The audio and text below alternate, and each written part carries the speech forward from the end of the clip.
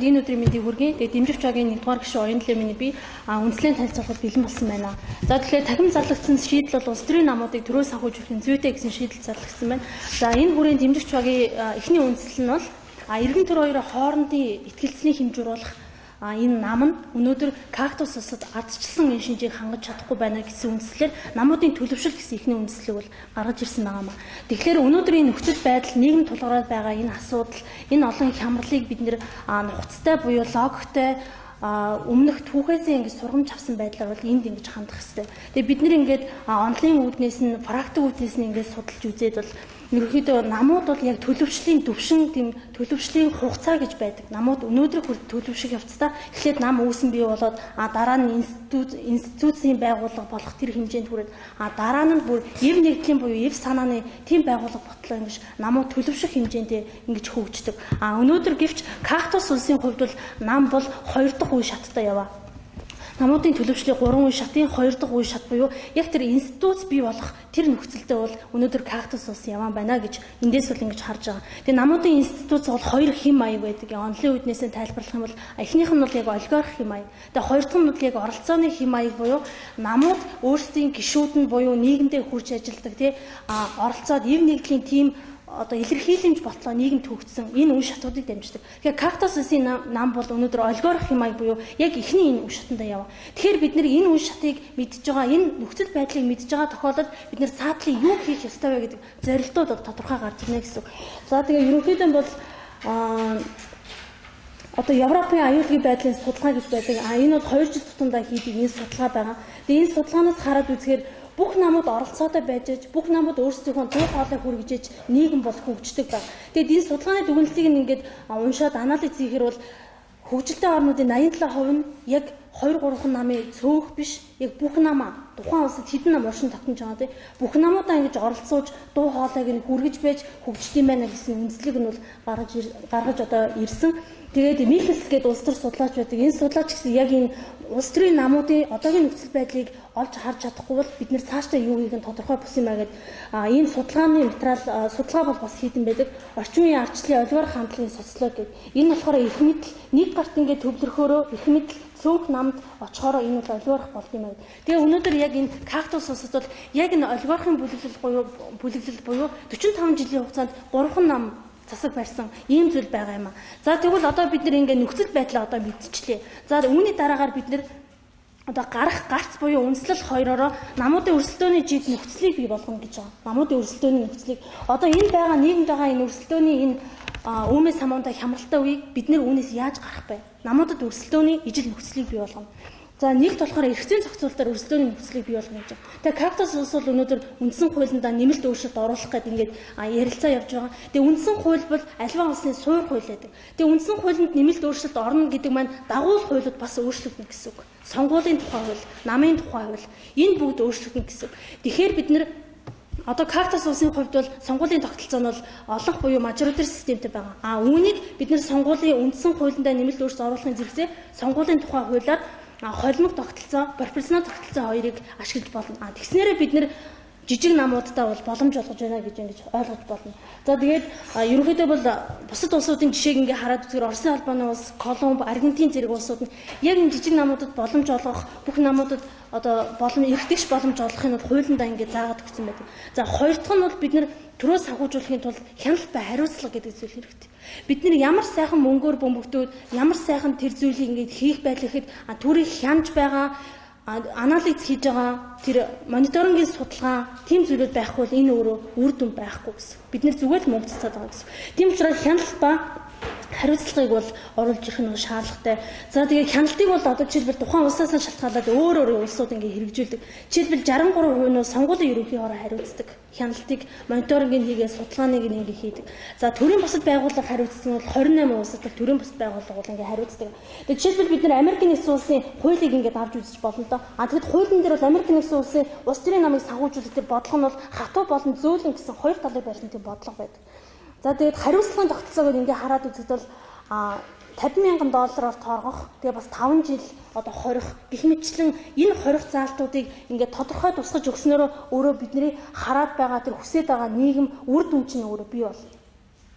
Тийм учраас бид энэ зүйлүүдээр анхаарсны дараа бол улс төрийн намын санхүүжилтийг шууд бусаар санхүүжүүлэх. Улс төрийн намын санхүүжилтийг шууд бус гэдэг нь болохоор хэвлэл мэдээллийн ирэх олгох, сонгуулийн байр гаргаж өгөх гэх мэтлэн сонгуулийн санхүүжүүлэх хоёр төрөл байгаа. Ерөнхий ба тусгай.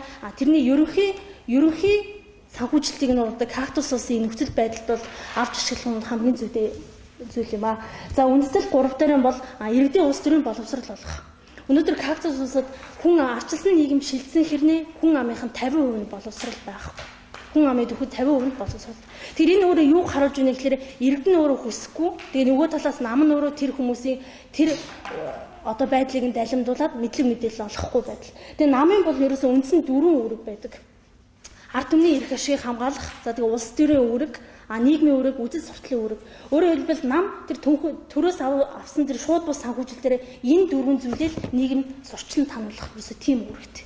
Сурчлан таниулах. Тэгээ энэ зүйлийг сурчлан таниулж илүү нам өнөөдөр илүү ардчилсан байх, дотоод ардчлал өнөөдөр 21-р зуунд нийцсэн байхад бид нар улс төрийн санхүүжилт гэдэг зүйлийг санхүүжилтээ бид нэр шууд бус хэлбэрээр буюу одоогийн хэлбэртэй бол олгол зүйтэй юм а гэсэн үндэслийг гаргаж ирж байгаа. Энэ яагаад вэ гэхээр бид нэр хэрвээ санхүүжилтийн шууд төрлийг нь болоо шууд мөнгөнд тусламжаар ингэ үзүүлэх юм бол бас нэг улсын төсөвт ингэ хохирол учрна. Тэгэхээр бид нар өнөөдрийн нөхцөл байдлыг нь бол үзээд шууд бус санхүүжилтийг бол ингэж олохгүй нь бол зүйтэй юм а гэж үзэж байгаа. Тэгээ ерөнхийдөө иргэдэд ингэ улс төрийн боловсрол олгоод иргэд ингэ хяналт тавиад ирэхээр оролцооны бол 4 хэм маягийг бол ингэж дамждаг гэж бол үзэж байгаа. Жишээлбэл Америк нэгдсэн улсын судлаач Арнштейн гэдэг яг энэ оролцооны иргэдийн улс төрийн оролцооны талаар ингэ мэрэгсэн улс төр судлаач үлээдэг. Тэгээ энэ хүн бол иргэд бол хэрвээ ингэ мэдээлэл аваад ирээд хэвлэл мэдээлэлээс ингэ мэдээлэл аваад ирэхээр оролцохгүй байхаас ахуулаад төрийн эрх мэдлийг авах хүртлээр тэр хэмжээнд ингэж оролцоо нь бол бий болдог гэсэн. Одоо кактус улсад бол яг энэ оролцохгүй байх энэ хэм маяг нь бол байгаа учраас бид нарт төрийн эрхийг авах тэр оролцооны хэм маягийг тэр хүртэлх тэр шат дамжлагад нь хүрэхэд энэ зүйлүүд үндэслэл 2 3 дээр гарсан зүйлүүд бол одоо нөлөөлөх юм аа. Туссан тий. За анхаарлаа хандуулсан баярлалаа.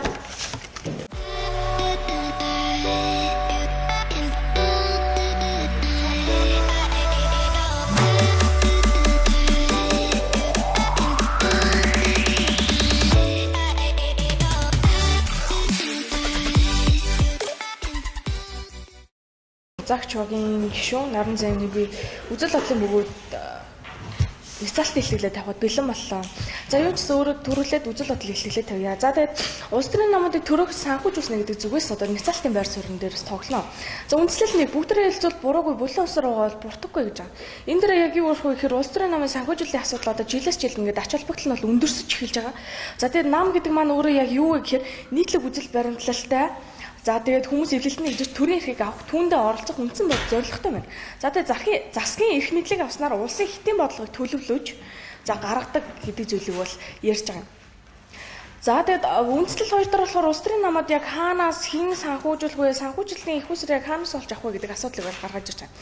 За тэгэхээр юу ч энэхүү тоглолтын байр суурь дээрс нцаагч багаас ямар байр суурь дээр тоглох вэ гэхээр төрийн зүгээс санхүүжилтийн 35%-ийг бол намд өгнө. Үлдсэн 65% бусад их усрээс авна гэдэг байр суурин дээр бол тоглох юм аа. За тэгвэл төрийн одоо намын одоо яг санхүүжилт нь яг хаанаас гардаг вэ гэхээр хандив, гишүүнчлийн татварт төр, намын өөрийн өмчийн үйл ажиллагаа болох ашгаар болох өөрийн санхүүжилтийг бол бүрдүүлт юм байна. За тэгээд энэ дээр одоо хандив хүүхдээ бид нар яах вэ гэхээр ингээд тодорхой хэдэн нэг асуудлуудыг гаргаж ирж байгаа юм л да. Жишээлбэл одоо би одоо нэг хувь хүн юм уу нэг одоо байгууллага нь одоо хэдэн төгрөгийн хандив өгөх вэ гэдгийг нь зааж өгснөөрөө илүү одоо үр дүнтэй байгаа. Тэгвэл хувь хүн ингээд 5 сая төгрөг хүртэлх ингээд хандив өгч болно гэж заасан мөртлөө хэдэн удаа гэдгийг зааж өгөөгүй бол энэ нь хуулийн цорхоо гаргаж ирж байгаа. Нэг төрлийн асуудал болж байгаа. За тэгвэл нөгөө талаас хараад үзэл та. Одоо намд одоо хувь хүн тэдэн сая төгрөгийн одоо тэгээ нийт одоо ийм хандив өгөх боломжтой юм а гэдэг зүйлийг гаргаад ирчихээрээ нэг хүн юм жижиг хэсгүүдэд хуваагаагүй зөвхөн тэрийг нэг хүн өгчихвэл яах вэ гэдэг асуудал гараад ирж байгаа. Тэгэхээр нэг хүнээс ингээд энэ зэрэг зүйлсийг бол ингээд нисагч багийн зүгээс бол энийг бол дараачихаа үндэслэлээр бүр нарийн тайлбарлаад зохицуултын хэмжээнд бол оруулж өгнө. Гэтэ эдгээр бол ингээд дан ганцаар нь аваад үзвэл үнэн дээр асуудал үүснэ гэдэг зүйлийг юунд төрөнд хэлэх юм. За намын өөрийн өмч буюу одоо үйл ажиллагаанаас олох аж ахуйн ашиг олж авах одоо түүнийг намын фондны мөнгө болгох санхүүжилтэнд одоо ингээд зориулж өгч болно гэдэг зүйлийг гаргаж ирсэн. Тэнд нь яг юу гэхээр нам өөрийн гэсэн амралттай байж болно, сувилалтай байж болно, жуулчны бааз, агентлаг, банк одоо барилгын тим компаниг одоо эрхэлж олсон ашигаа өөрсдөндөө буцааж зарцуулж энэ фондыг одоо намын фондыг бол үүсгэж болно гэдэг зүйлийг гаргаж ирсэн. За төрийн санхүүжилт яагаад хэрэгтэй вэ гэдэг асуултыг тавьж өгье л да. Тэгвэл яагаад хэрэгтэй вэ гэхээр жижиг том намууд нь улс төрийн өрсөлдөөнд эрх тэгш оролцох боломжийг нь бол бүрдүүлж өгч байгаа юм. За дараач хандлагаараа харат байдлыг арилгахын тулд төрийн санхүүжүүлэх нь зүгөө гэдэг зүйлийг үзэж байгаа. Гэхдээ нэг асуудал байгаа. Энэ юу гэхээр дэлхийн төрөөс шууд санхүүжилт авдаг 111 орн байдаг л да. Тэндээс одоо энэ тодорхой зорилго заалтын дагуу олгодог. Зарим нь болохоор ижил хуваарлдаг. Зарим нь сонгуульд одоо санал авснаар нь одоо үндэслэлдэг. За өмнөх сонгуулийн үр дүнд үндэслэдэг. Эсвэл одоогийн парламент байгаа намын судлалын тоог харгалцдаг. Гэх зэрэг зүйлс. Эсвэл тухайн үеийн одоо сонгуульд дэвшүүлсэн нэр дэвшигчийн тоог харгалзах гэх мэт зүйлүүдийг бол гаргаж ирж байгаа. За мөн үйл ажиллагаанд нь одоо яг ямар үйл ажиллагаанд нь зориулж өгөх вэ гэдэг зүйлээсээ гаргаж ирж байгаа. Намынх нь үйл ажиллагаанд зориулах юм уу? Эсвэл компани одоо ингээд сонгуулийн сурталчилгаанд зориулах юм уу гэдэг зүйлийг бол гаргаж ирж байгаа. За тэгвэл үндслэл 3 дээр бид нар яг юу ярих вэ гэхээр дэм дэмдээ дээсэрчин гэж байгаа. Ганцхан төрөөс санхүүжих нь өөрөө учир дутагдaltaй. Яг юу вэ гэхээр одоо мөнгөнд нь тааруулж ажиллана гэсэн үг. Төрөөс яг ямар санхүүжилт өгнө яг тэрэнд нь тааруулаад ажиллаж өгчтэй. Тэгээ ирэхээр өөрөө ямар асуудал үүсгэж байгаа вэ гэхээр бид нар тоонд ачаалбал өгч эхэлдэг. Нөгөө намуудтайгаа өрсөлдөөд ирэхээр би олон ажил хийх ёстой гэж бодоод чанар нь боддог. Тэгэхээр өнөөдөр тоонд нь биш чанарнд нь чухал ачаалбал өгөх зүймэ гэдэг зүйлийг гаргаж ирж байгаа. Ингээд ирэхээр бид нар санхүүжилтийг төрөөс авах нь зөв. Гэхдээ ихэнх хувийг нь бид нар бусад их усүрээс олох нь зөв юм байна. Ингээд ирэхээр бид нар чанартай гэхдээ олон тооны ажил хийж болох юм гэдэг санааг бол гаргаж ирж байгаа. За үндслэл 4-ээр эзэн нэдэ мэдэж иргэн усаа хагшина гэж байгаа. Санхүүгийн их ус руу усын төсвөөс байхаа одоо дутагдлын хин нэгнээс хараад байх авилга авах үндэс болдог учраас бид үүнд одоо хязгаарлалт хийж өгнө. За тэгээ дараах одоо төрлийн хандуудыг одоо хуулиар хориглоно. Мэдээж бид нар хандив авч байгаа. Гэхдээ тэр нь одоо хууль бус байдал ирээд яах вэ гэдэг асуудлыг бол дагуулж байгаа. Үүнийг зохицуулах механизмыг нь бол гаргаж өгч байгаа л та. Тэгээ яг ямар зүйлсээс одоо авал их буруу бай гэдэг зүйлийг корпорац үндэсний банкнаас хандив авахыг бид нар хориглоно. Хоёрдугаар засгийн газарт гэрээгээр ажиллагч байгууллагуудаас бид нар хандив авахыг хориглоно. Гэхдээ тус байгууллагт ажиллаж байгаа хувь хүн хувийнхаа зөвс өгж бол хамаарахгүй шүү. Энэ за гадаад иргэн гадаад байгууллага гадаадын засгийн газар мөн улс төрийн нам гадаадаас оруулж ирж энэ зүйлсээс бол хандив авах нь өөрөө буруу юм аа. За ингээд ирэхээр нөө хараад байдлыг үүсгэж эхэлж байгаа. Энэ эрсдлийг бид нар тоосоор энэ зүйлсээс бол хандив авахгүй гэдэг үдэл санаа гаргаж ирж байгаа. Мөн тус улсад оршин суух ирэхгүй иргэдээс бас хандив авч болохгүй маа. За мөн 100,000 төгрөгөөс дээш хэмжээтэй бэлэн мөнгө бүхий хандив авахгүй. Яагаад вэ гэвэл энэ нөр одоо яг хэдэн төгрөг өгсөн яасан юм одоо тодорхойгүй учраас 100,000 төгрөг болон 100,000-аас дээш авах юм бол бид нар надад дансаар одоо гүйлийг хийчих юм те ийм баримттай зүйлийг бол хүснэ хэмжилж байгаа. За өөр хүний нэр дээр хандив зэргийг бол хориглоно гэсэн зүйлийг гаргаж ирж байгаа. За альва зүйл нь одоо далдуур биш нүдэн дээр ил байх нь олон түмэнд одоо эргэлзээ өгөх төрүүлдэггүй. За тэгээ хинд ил болох вэ гэдэг зүйл бас асуудал дагуулж эхэлдэг. Мэдээж бид нар одоо ингээд төрийн зүгээс санхүүжилт өгж байгаа юм байна. Тэгвэл бид нар буцаага тайланг нь бол тавих хэрэгтэй. Миний мөнгө хаана хинт зарцуулагдж байгааг бид нар мэдэх хэрэгтэй.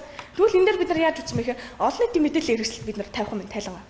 За төрөмс байгууллагатай юм, улс төрчтэй юм, эрдэмтэд судлаачтай юм байна. Мөн олон нийтэд энэ зэрэг зүйлс бол ил гаргаж тавих нь зөв юм а гэж үзсэн маа. За тэгэд энэ юу гэхээр олон нийтэд өөрийн орлого зарлага хандлагчид ба түүний бүлээн авсан зарцуулагчийн нэр бусад орлогын их усрын хідэн төгрөг яаж авсан юунд зарцуулсан гэдгээ тодорхой гаргаж ирнэ гэж байна. За тэгэд яаж ил тод байлгах вэ? Ямар системд явах вэ гэдэг нь өөрөө бас асуудал болоод эхэлж байна. Энэ дээр бид нар хандивын тухай мэдээлэл хин хідэн төгрөг яаж хандсан тухай гаргаж ирнэ. За тэгээ мөн түншил одоо хандивыг одоо нэр төрлөөр нь ангилна. Одоо хандивч мөнгөн бол мөнгөн босч байгаа шүү дээ. Тэгээ мөн түнд нь одоо мөнгөн боснд орон байраар хангах юм, бараа бүтээгдэхүүн байх юм эсвэл бартаараар үйлчлэгээ үзүүлж байгаа юм уу гэдэг зүйлсээс хамаарат энийг бол тодорхой бичиж өгнө. Улс төрийн нам болон одоо тус намын нэр дэвшигчийн санхүүжилтийг ялгаж үзнэ. Сонгуулийн болон ердийн үеийн санхүүжилтийг тусна авч үзнэ. За мөн түншлээ үндэсний болон орон нутгийн намын байгууллагын тайланг тусна авч үзнэ. Хамгийн сүүлд нь хэм бол бид нар тайланг ард иргэдэд ойлгомжтой байх хэрэгтэй. Ягаад гэвэл магадгүй эдийн засгийн мэрэгжилтэй хүн одоо тайлангаа бичлэхэд эдийн засгийнхаа мэрэгжлийн хэллэгийг оруулаад ирэхээр нөгөө л нэг мэрэгжлийн хэллэгийг чинь бусад ард түмэн бусад өөр мэрэгжлээс сурч байгаа хүмүүс ойлгохгүй учраас энэ нөр асуудал дагуулад эхэлдэг. Тэгэхээр бид нар тодорхой байх хэрэгтэй, энгийн үгээр хэлдэг байх хэрэгтэй юм. Энэ тайлан. Ингэж бид нар олон нийтэд ингээд хараан төвтөөд олон нийтийн хяналтанд байх юм байна гэдэг санаа гаргаж байгаа. За тэгээд яг ямар байх вэ? Хин одоо энэ зүйлийг хариуцж хийх вэ гэдэг чинь.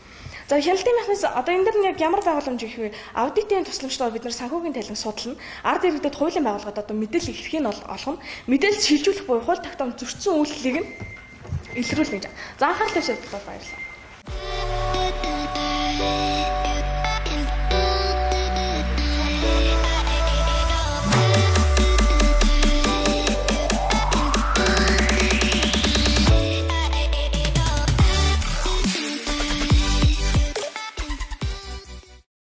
Нотлогч талын гишүүн Эрдэнэний би няцаалах хэлхлээд явах бэлэн болсон байна. За нэгдүгürt манай няцаах талаас ерөөхдөө шийдэл буюу кейс тохиолдлоо ерөөхдөө нэг төрөл ойлгохгүй байна гэж ерөөхдөө үзэж байна. Тохиолдол дээр маш асуудалтай тэгээ үндслээ их боловсруулсан байна. Логикийн алдаатай. Хоёрдугаарт нь үндсэл нь маш их логикийн алдаатай. За нэгдүгürt тохиолдол дээр юу заасан бэ гэхээр жохон бидний ярьж байгаа кактус гэдэг улс маань тэр 3.5%-ийг үндсэн хуулийн нэмэлт өөрчлөлтөөр 3.5% санхүүжилтийг болох уу аль эсвэл буцаагаа санхүүжлэх үү гэдэг энэ хоёр талаас ерөөхдөө ярьж байгаа. Тэгэхэд манай няцаалтын багийн зүгээс ерөөхдөө энийг ойлгохгүй шал өөр зүйл ингэж яриад яваад байгаа юм болоо та гэж ерөөхдөө манай нотлогч талаас үзэж байгаа. За ерөөхдөө нэгдүгээр аргументд нь бас Монгол улс гэж ерөөхдөө авч байгаа. Энэ кактус улсын жишээ. Тэгээд нэгдүгээр аргумент дээр бас Монгол улсад 28 намын тоо ерөөхдөө ингэж үйл ажиллагаа явуулдаг гэхэд тохиолдол дээр бол кактус улс нийт 35 нам улс төрийн үйл ажиллагаа явуулж байгааг заасан. Ерөөхдөө энэ тохиолдолтой ойлгоогүй. Тэгээд маш том үндэслэлтэн логикийн алдаанууд үүссэн байгаа. Өөрөөсөө ойлгоогүй. За хоёр дахь алдаа нь юу гэхээр эхний аргумент бол ерөөхдөө тэгээ нам гэж юу вэ гэдэг юм тайлбарлсан байгаа. А хоёрдугаар аргумент дээр бол ерөөхдөө яг тэр 35%, 65% гэж байгаа. 35% энэ дээр маш том логикийн алдаа гарч байгаа. Өөрөөр хэлбэл одоо тэр нам маань өөрөө намыг ерөөхдөө няцаах талын бизнесийн байгууллага гэдээ ярьчих жоох. Ерөөхдөө бизнесийн байгууллагатай ойлгочих байгаа. Уул нь өөрөөсөө намайг тодорхойлсон мөрлөө буцаагаад намайг буруу ойлгоод бизнесийн байгууллага гэж ойлгоод өөрөөр хэлбэл тэр намын тэр орлого тэр намын санхүүжилт хязгаар байхгүй. Тэр нам өөрөөсөө бизнесийн байгууллага асар их ашиг олж болно. Одоо асар их ашиг оллоо гэхэд асар их ашигийнх нь 35% нь улс төлөх байгаа байхгүй. Одоо тэр нам чи хэмжээшгүй ашиг олвол тэр 35% нь улсын их төсөв яваад өгчл яах вэ? Тэгээ олон нам өсөлдөж байгаа тийм олон нам өсөлдөж байгаа. Энэ утгаараа айгүй их тийм логикийн алдаатай байна. А түрүүн бас манай үндслээ илтгэлээд байгаа няцаах талаас ерөөхдөө 5 сая төгрөг гэж ярьсан. Тэгсэн чинь 2 дугаар аргумент дээр ерөөхдөө 100 мянган төгрөгөөс хэтэрвэл тэрийг одоо хориглоно гэчингүүтээ 5 сая төгрөг санхүүжилт олгоно гэдэг. Жишээний маш их логикийн алдаа, маш их тийм кейс ойлгоогүй явдлууд их гарч байгаамаа. За тэгээ ерөөхдөө няцаалтуудыг цааш нь дурдъя. За тэгээд ерөөхдөө 2 дугаар аргументийн нэгт нь ерөөхдөө ярьсан байгаа. Манай няцаах талаас 2 дугаар нь нэгт нь юу гэж ярьсан бэ гэхээр ерөөхдөө корпорац үндэсний банкнаас яг хандив авч болохгүй юу гэж ярьсан мэт л ерөөдөө бизнесийн байгууллага гэж ярьсан байгаа. Өөрөлдөө яг тэр юунаас улс төрийн нам нь өөрсдөө ингэж жуулчны байгууллага байгуулж тэгэл одоо өөрсдөө тийм нөө аль болох бизнесийг ямар болцоо нөхцөлөөр тэр бүгдийг улс төрийн нам зөвшөөрнө гэж байна. Өөрөөр хэлбэл яг улс төрийн нам маань бизнесийн байгууллага руу илүү ингэж яваад байна гэдэг зүйлийг ерөөдөө илэрхийлээд байгаа. Тэгээ бизнесийн байгууллага болчоод тэр нам улс төрд гарвал яах вэ гэдэг ойлголт гарч байгаа. Өөрөөр хэлбэл авилгал хэрэгтэй юм дээр авилгал. Бидний хамгийн гол шийдвэрлэх асуудал бол авилгал гэдэг зүйл байгаа. Тэгэхэд энэ нам маань өөрөө авилгалтай болчоод өөрөө авилгалын объект болчоод улс төрд гарч ирж байна. Бизнес хийгээд байгаа гэдэг чинь бизнес чинь ашиг олох гэдэг зүйлийг яригддаг. Тэр жуулчны байгууллагаараа тэр нам маань хичнээн хэмжээний зарлага гарна төдий чинээ улс төрийн их баригчид гарч ирээд тэрийг нөхөх гэж хичээн шүү дээ. Тийм учраас энэ чинь маш том авилгалын их усрыг манай няцаах талаас өнөхөд ярьж өгöd байгаа. За тэгээд дараагийн зүйл нь ерөөдөө хяналтын асуудал ярьж өгсөн байна. Манай няцаах талын зүгээс хяналтын асуудал. Ерөнхийдөө хяналт дээр хэрхэн яаж хяналтыг явуулах вэ гэж ерөнхийдөө олон нийтийн мэдээллийн хэрэгсэл эдрээ одоо хяналтын асуудал олон нийтийн мэдээллийн хэрэгсэл ерөнхийдөө ингэж намын санхүүжилтийн их усрыг зарлаа гэдэг. Тэгээ энэ тохиолдол кейс дээр нь болохоор олон нийтийн мэдээллийн хэрэгсэл явах үед байгаа олон түмэнд мэдээлэл хүргэдэг. Гэхдээ энэ чинь яг кейс дээр ярьж байгаа нөгөө нэг 45 жилийн турш нойрхоцсон байгаа 3 нам маань яг хүний карманд очиод байгаа зүйл яригдж байгаа. Өөрөөр хэлбэл тэр яг нөө би даасан хувь хүмүүсийн байгууллагын карманд орсноор манай няцаах талаас яриад байгаа зүйлийг биелүүлснээр одоогийн энэ хөгжлөн зогсон байдал төрчээд байгаа. Өөрөөр хэлбэл өөрсдийн хувь ашиг, өөрсдийн дэмжсэн хүмүүсийн хувь ашиг нэг тавиад улсын их ашиг 20 тавьсан гол зүйл нь юугаар харагдаж байна вэ гэхээр бидний кейс дээр байгаа 45 жилийн турш тэр хөдөө аж ахуйн бодлого, тэр уул уурхайн бодлого зогсонтой холбоотой энэ тайлбарлаж өгч байгаа. За дараагийн зүйл юу вэ? Хамгийн сүүлийн аргумент ерөөхдөө хяналтын зүйлийг ярьж өгсөн. Хяналт гэдэг зүйл дээр ерөөхдөө манай манай талын зүгээс иргэний нийгэм гэдэг зүйлийг гаргаж өгч байгаа. Иргэний нийгэм өөрсдөө хэлбэл манай багийн хамгийн сүүлийн аргумт иргэдийнхээ боловсролыг 50% боловсралтай улс төрийн боловсролтой нөгөө 50% улс төрийн боловсрол тутмаг байгаа гэдгийг ерөөдөө бүх иргэдийн улс төрийн боловсролтой болох. Тэгвэл улс төрийн боловсролтой болчихсон хүмүүс маань бүгд тэр намуудаа тэр улс төрөөс намууд олж байгаа санхүүжилтээр хяналт тавиад ингээд ерөөдөө харилцаа уялдаатай зүйл бий болох юм а. Тэгээ өшөө олон хяналтын асуудал манай багаас ярьж байгаа. Тэгэхэд манай эсрэг уцаалтын талаас ерөөдөө дэмжиж ярьчлаа. Манай багийн ярих зүйлүүд ерөөдөө яриад төчлөө мониторинг хийгээд маш том хяналтын зүйлүүд ярих байсан. Ингээд ерөөдөө эсрэг талаас хэс ойлгохгүй юм аа. За баярлалаа.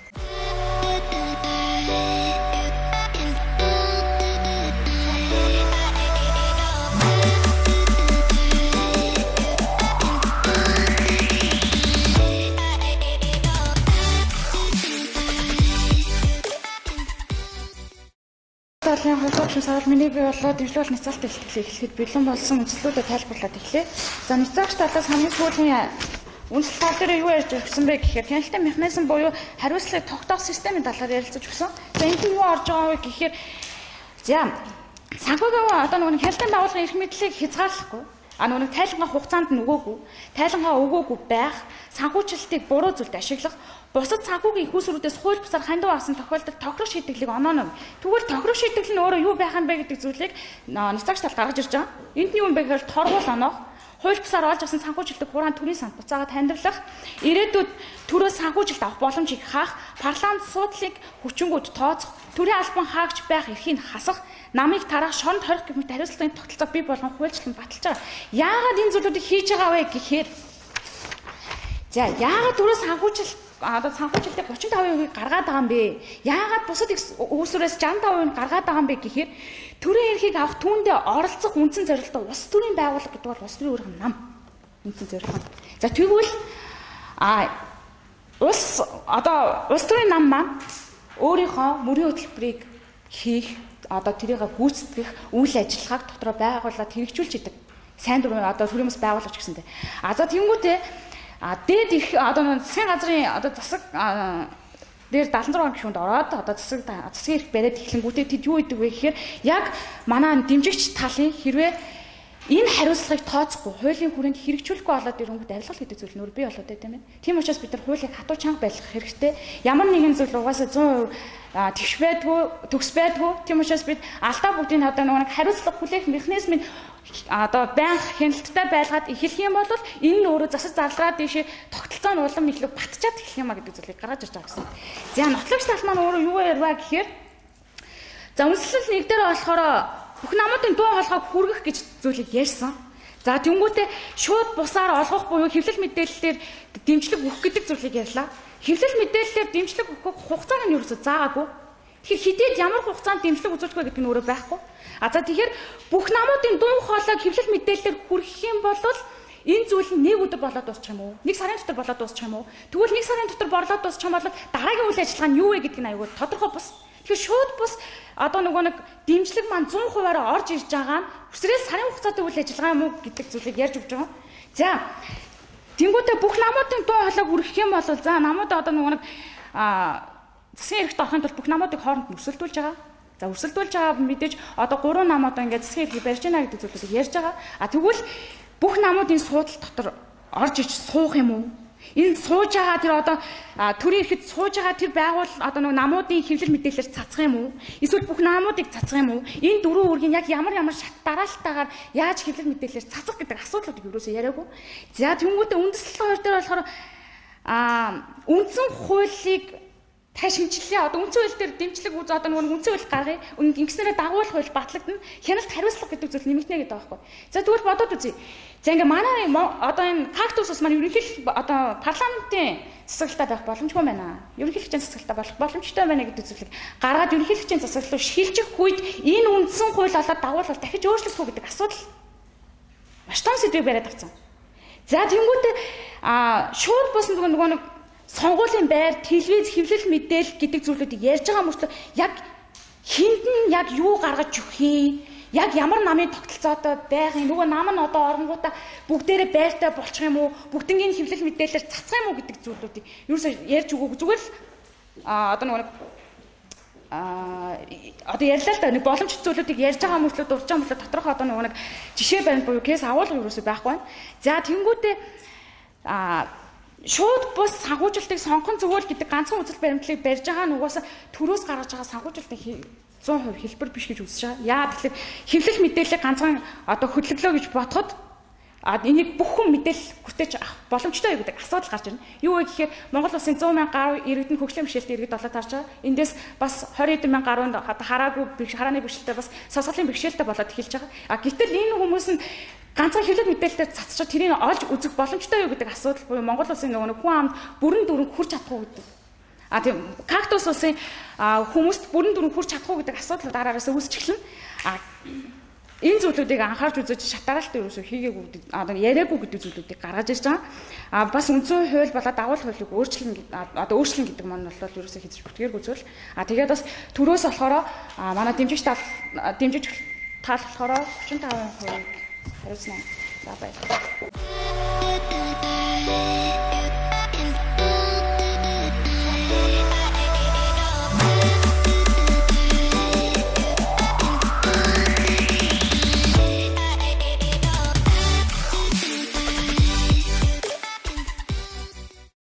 За ингээд та бүхний гол дахин мэдчилж байгаа даа шүү дээ. За ингээд ерөөдөө хаалтын дүгэлтэйхэн ихтгэлийг тавихад бэлэн болсон байна. За манай ерөөдөө нцаалтын талаас юу ярива гэх түрүүний ерөөдөө яг нцаалтын ихтгэл дээр тавьсан зүйлүүдийг ерөөдөө тайлбарласангүй, тэднийг ерөөдөө шийдсэн зүйл гаргаж ирсэнгүй гэдэг үндслээр ерөөдөө яг тэднийг өөрсдөө хүлээн зөвшөөрч явах шиг байлаа. Нэгдүгээр нь.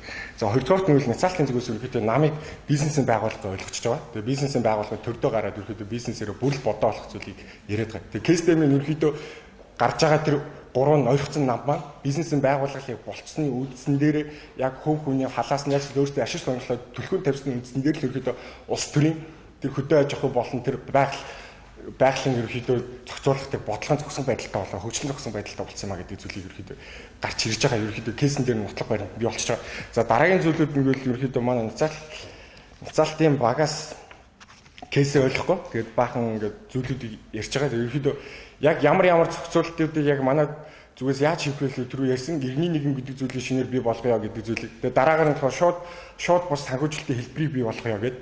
Тэгээ бас дараачихт нь гэвэл нөгөө 3.5% өгж байгаа санхүүжилтийн хэлбэрээ өөрөөр болгоё. Өөр улс төрийн санхүүжилт дотор олон янзтай байдгийг манай иргэд үндслэлтээр байгаа. Тэгээ тэр олон янзаас яг бүх арга барилыг нөөцлөөд хэрхэн яаж арга барилыг нөөцлөж байгаа гэхлээр сонгуульд оролцож байгаа бүх намуудад нь тэр 3.5% санхүүжилтээр эртэж олгож өгөө гэдэг зүйлийг гаргаж ирж байгаа. Үндслэлтээр үнэн маань тусгагдсан байна. Тэгээ энэ яг юуг илэрхийлээд байна гэвэл манай нисах талаас асуугаад байгаа яг нөгөө нэг жижиг намууд гарч ирэх болцоог бий болгож өгч байгаа. Өөрөөр хэлбэл бүх намуудад адил тэгш тэнцүү санхүүжилт олгосноор нөгөө жижиг намууд олон намын тогтолцоо арчлан дэглэнтэй улс орны гол үндсэн суурь болох олон намын тогтолцоо гэдэг зүйл маань энэ дэр харагдаад тэгээд илүү чанартай илүү улс цайхад юм яг гэсэн нам маань гарч ирэх тийм нөхцөл байдал бий болж ирэх тийм гол үндсэн гоёор ингэж гарч өгч байгаа маань. За дараагийн зүйлүүд манай нотлогч талаас юу илэрхийлээд байна вэ гэхлээр хамгийн 2 дугаар аргумент дээр 1 2 3 дугаар аргументууд авах хүндээ дордож үйд. Эхний аргумент ерөөхдөө нам нь улс төр болон иргэн хоёрын хоорондын итгэлцлийн жинлүү байх юмаа гэдэг зүйл үндслийг ерөөдөө гаргаж өгсөнтэй үүгээр олон зүйлүүд үндслээрээ тайлбарсан. Дараагийн аргумент нь ерөөдөө иргэд улс төрийн боловсрол олохгүй үүгээр дамжуулан иргэдийн улс төрийн оролцоог нэмэгдүүлээ гэдэг зүйлийг гаргасан. Тэгээ үүн яг нөгөө иргэний нийгэм гэдэг зүйлийг яг илэрхийлж байгаа. За тэгээд дараагийн зүйлүүд бол одоо яг манай үндслээр тусан Америкийн нэгдсэн улс болон Герман улсууд бүгдээрээ тэр өөрсдийн хувьдаа жишээ олгож үзэхэд бүх тодорхой хэмжээний тэр улс төрийн намын санхүүжилт улс төр яг төрийн санхүүжилт олгоно гэж ерөөдөө заасан байдаг. Хамгийн гол нь бусад улсуудын үзээд байгаа гол зүйл дээр бид манай нотлогч талаас хамгийн гол нь үзэж байгаа гол баримтлал юу гэхлээр чухам тэр санхүүжилтээ олгодгоор олон 3.5% олгодгоор олон тэрийг арай өөр арга барилаар олгоно. Хоёрдугаарт нь тэр олгож байгаа арга барил дээр хяналтуудыг бий болгоно гэдэг зүйл ярьж өгч байгаа. Хяналтууд ямар хяналтууд гэж чухал өмнө дурдсан бүх хяналтуудыг ерөөдөө бий болгож өгнө. Ингэснээр яг нөгөө улс маань цаашаа хөгжиж улс төр маань жинхэнэ үйл явцаараа бий болох нөгөө нөхцөлийг яг би бүрдүүлж байгаа маа гэдэг зүйлийг яг манай зүгээс гаргаж өгч байгаа. Манай ницаах талаас ерөөдөө яг яагаад санхүүжүүлэх ёсгүй вэ гэдгийг ерөөдөө гаргаж өгсөнгөө. Яг нэг кейсээ ойлгоогүй үүднээс яг гаргаж өгөөгүй байх. Тэгээ ерөөдөө яг бид нартэй яг санал нийсэн яг гой зүйлүүдийг гаргаж өглөө. За тэгээд ерөнхийдөө мэтгэл зэний гол яг эцэн дүнэлт нь бол яг зохицуултыг л яг бий болгох нь хамгийн зүйтэй. Ерөнхийдөө улс төрөөс намын оролцох хоёр хэлбэрийн зохицуул санхүүжилт гэсэн хоёр хэлбэр. Тэгээд тэрний санхүүжилт дотоо улс төрийн санхүүжилттэй төлхөө авч үзээд тэгээд зохицуул дотоо зохицуултаа төлхөө аваад үзчих юм бол энэ маань хоорондоо арга билгийн холбоотой буюу хоорондоо уялдаа холбоотой ингэж сайхан тэгш байдал, шудраг байдал гэдэг зүйлээс үүсэж бий болох юм аа гэдэг зүйлийг та бүхэн илэрхийлж байгаа маа. За ингэ баярлаа.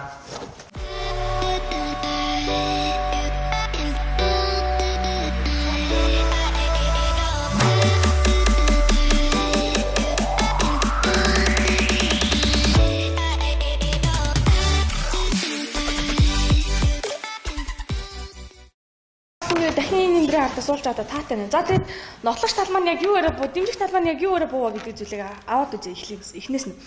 За ингээд няцаагч талын маань үндэс үүрэг нь болохоор бизнесийн байгууллага юм а гэдэг зүйлийг гаргаж ирсэн. Нам өөрөө чинь төрөмс байгууллага олсон ашгаа өөрсдөө хөгжүүлэхэд зориулах юм бол энэ нь өөр ашиг гэж үздэг. Өөрийгөө одоо ингээд байсан байрандаа байгаад байвал энэ чинь өөр хөгжих дэвшгийн нэр биш шүү дээ. Би одоо өөрөө мөнгө олцоод тэрийг өөрийнхөө эрдэм мэдлэгт зарцуулаад дахиад илүү боловсронгуй болох юм бол энэ нь өөр ашиг биш гэж тооцогддог байхгүй. Энийг л бизнесийн байгууллага юм уу л гэд яриад байгаа юм. Дэмжих талынхаа. Энийг бол ойлгоо. За тэгснэ 100,000 төгрөг өгөх юм бол энэ нь өөрөө одоо 100,000-аас дээш одоо хандыг өгөхгүй тэгсэн мөрчлөө 5 сая төгрөгийн хандыг өгнө гэдэг зүйл ярьж байгаа. Уучлаарай би 5 сая төгрөг хандыг өгч болно. А гэхдээ 100,000-аас дээш яхан бол дансаар буюу хуулахтай баримт өчгтэй байна гэдэг зүйлийг ярьж өгсөн маа.